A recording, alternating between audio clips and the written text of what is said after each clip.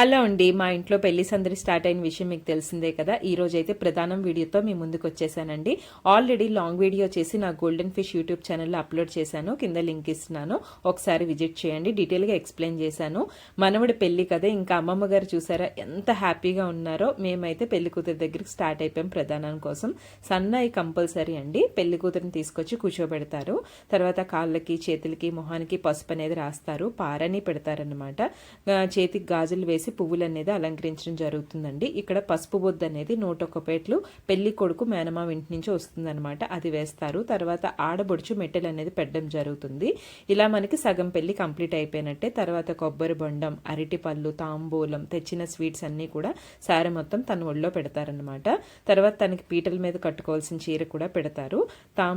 Ready అవ్వడానికి kit ఇస్తారనమాట. ఆశీర్వదించి తాంబూలాన్ని అనేవి తీసుకోవడం జరుగుతుంది. ఈ వీడియో మీకు నచ్చినట్టయితే తప్పకుండా సబ్స్క్రైబ్ అయితే చేయండి.